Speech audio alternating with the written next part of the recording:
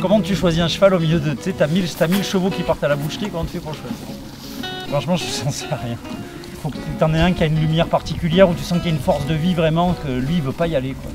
Un jour, j'ai décidé d'être heureux, vraiment, quoi qu'il se passe dans ma vie. Et le jour où j'ai été heureux, la seule chose qui m'est restée, ce que j'avais envie de faire sur Terre, c'était aider tout là où il y avait des cas de souffrance. Et le refuge, il a commencé là. Et ceux que j'avais vraiment envie d'aider en premier, c'était les animaux. Le point faible, c'est là, c'est au niveau du cou. Et quand on a commencé à trouver ce point faible, là, qu'elle a commencé à se dire, ah mais les humains, ils peuvent me faire des câlins qui sont agréables. Et ça peut être agréable aussi. C'est pas que de la contrainte, elle s'est calmée. Et c'est la vice-présidente.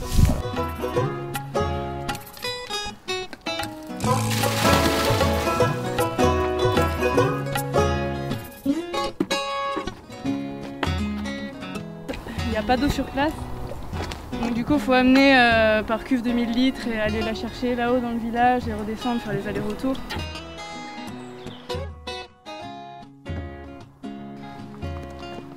Le refuge, il a commencé surtout avec des sauvetages de chevaux de trait.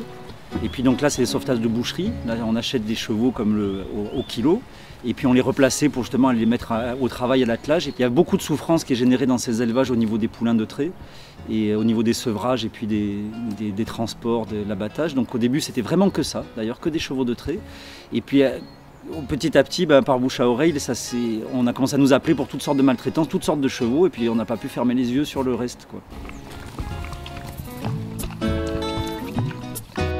Pour donner un titre d'exemple, je vais vous raconter l'histoire d'Atagaï qui est juste à côté. Pendant peut-être plus de 8 mois, il est resté à la tâche avec 1,50 m de corde. Il avait la pyroplasmose, infesté de vers parce qu'il vivait couché, donc les vers avaient profité de le bouffer de partout, à l'intérieur de lui.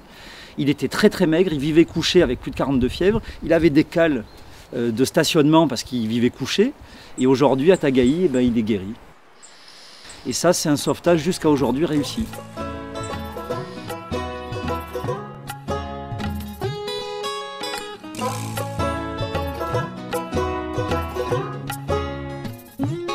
C'est une histoire de solidarité et pas qu'une histoire de subvention ou de métier ou d'argent. Nous on a commencé, il y avait 0 €, 0 hectare et là ça existe toujours. Il y a un budget entre 1000 et 1500 € par mois à peu près toute l'année. Il y a 90 hectares clôturés. Et ça c'est grâce à des dons en matériel, en nature, en heures de travail. Et c'est vraiment une entraide, une solidarité, quoi. Il n'y a pas d'autre mot, hein, vraiment. Moi le rêve pour un refuge comme ça, ça serait de pouvoir déjà continuer. Ça serait le premier rêve, on va dire, continuer déjà tel quel. Donc forcément, ça passe par, dans cette société, plus de dons, ça c'est sûr, et plus de motivation autour de nous, quoi. Mais mon rêve, vraiment, ça serait qu'il n'y ait plus besoin, pas que ça coule, mais qu'il n'y ait plus de maltraitance. Voilà.